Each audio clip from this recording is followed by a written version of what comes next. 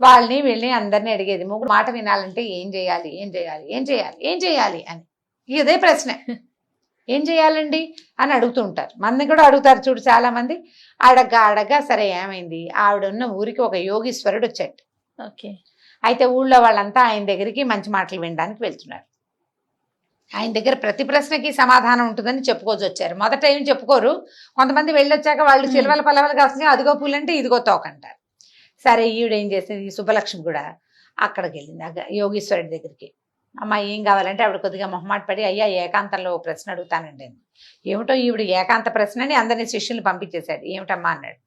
అయ్యగారు మా ఆయన నా మాట వినడండి, ఎంత చెప్పినా ఎంత అరిచిపోట్లాడినా ఎంత కేకలేసినా మాట వినటం లేదండి, మంచి మాట అస్సలు వినడు, ఎలాగండి మా ఆయన్ని ఒప్పించడం అని బాగా ఆలోచించాడు ఆయన. అమ్మ ఓ పంచి, మన సమీపంలో ఒక అడవి ఉంది కదా, అక్కడ పులులు తిరుగుతున్నాయి. నువ్వు ఒక పులి గుహ దగ్గరికి వెళ్ళి, పులికి మీసాలు ఉంటాయి, ఒక్క మీసం పట్టుకురా. ఆ పులి మీసం కనుక నీ దగ్గర ఉందో మీ ఆయన నీ మాట వింటాడు. ఓకే. పులి మీసాలు కావాలి. భర్తలు మాట వినాలంటే ఏం చేయాలి, పులి మీసం కావాలి. ఇప్పుడు మేమంతా ఫారెస్ట్ పరిగెత్తండి మీరందరూ. ఓకే అయిందా? సరే పులి మీసం తేవాలంటే ఇవిడికి భయం వేసి, పులే దాని దగ్గరికి ఎలా వెళ్తాం, సరే ట్రై చేద్దాం అనుకుంది.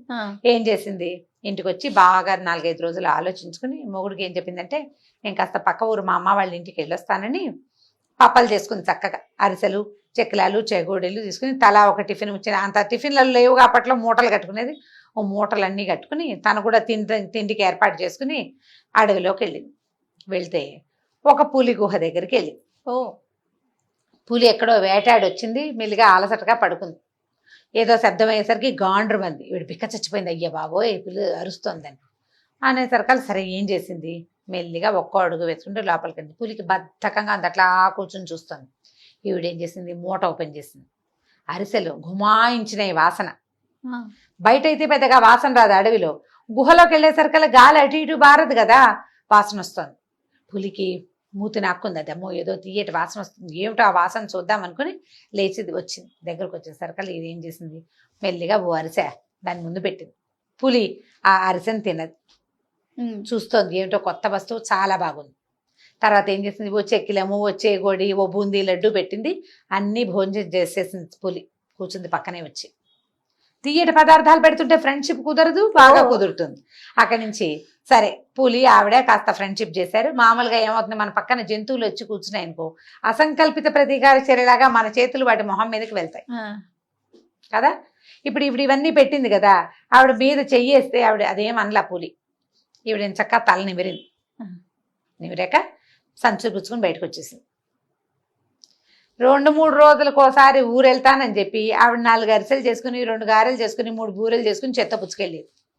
ఈ పులి గుహకి వెళ్ళింది ఒక 10 సార్లు వెళ్ళేసరికల్లా 4-5 రోజులు గడిచేసరికి పులి అమ్మేది స్వీట్లు తేవట్లేదని వెయిట్ చేసే పరిస్థితి వచ్చింది.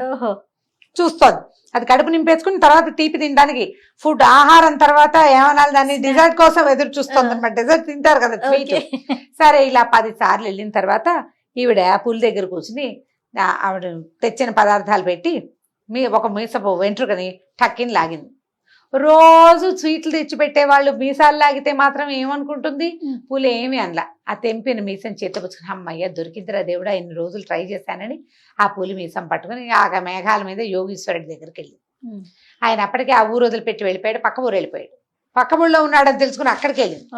అయ్యగారు ఇదిగోనండి పులి మీసం తెచ్చాను, ఇప్పుడు ఏం ప్రక్రియ చేయాలో చెప్పండి. పులిమీసము నీ దగ్గర ఉండాలన్నాడు.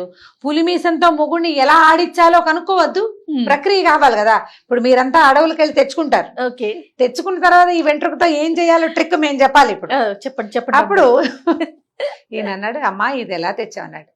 పులిని మచ్చిక చేసుకున్నానండి తెచ్చానని. ఏమ్మా చంపేసే హింస మృగాన్ని మచ్చిక చేసుకున్నావు, మొగుడిని మచ్చిక చేసుకోవడం రాదు, మొగుడిని మచ్చిక చేసుకోవడం రాదు నీకు, నువ్వేం చేసావు, దానికి ఏం కావాలో అది ఇచ్చావు, దానికి తెలియని ఒక కొత్త దాన్ని, దానికి కావాల్సిన దాన్ని దానికి అలవాటు చేసావు, తెలియని ఒక కొత్త దాన్ని, అది దానికి కావాలనిపించేలాగా చేసావు. చెప్పింది కదా చేసింది ప్రక్రియ అంతా. కావాలనిపించాక నువ్వు ఏం చేస్తే దానికి ఒప్పుకుంటుంది. మొగుళ్ళు కూడా అంతేనమ్మా అన్నాడు. ఈవిడ ఆ పులి మీసాన్ని అటు ఇటు తిప్పి చూసుకుంది. ఇంకా చేసేదేం లేదు. సరే ఇంటికి వచ్చేసింది. ఆ తర్వాత మా ఆయన నా మాట వినడు అని ఆవిడ ఎప్పుడు అనలా. పులులు వాటి పని అవి చేసుకుంటాయి, దాని వేట అది ఆడుకుంటుంది, దాని పనిలో దాని ఇష్టం. అది నీ దగ్గర ఉన్నప్పుడు నీ మాట వినాలి. నువ్వు బయట ఏం చేస్తావో కూడా నా మాటే వినాలని ఆడవాళ్ళు అడగకూడదు. ఓకే. దాని వేటాడనివ్వాలి, దాని పద్ధతి ప్రకారం దాన్ని జీవించనివ్వాలి. అది నీతో ఉన్నప్పుడు నీతో బాగా ఉండేలాగా చేసుకోవాలి. ఇది ఆడవాళ్ళకి పాఠం చెప్పాడనమాట యోగేశ్వరి. కాబట్టి నువ్వు చక్కగా మొగుడుతోటి బాగా ఉండమ్మా, ఆయన నీతో ఉన్నప్పుడు నీ మాటే వింటాడు.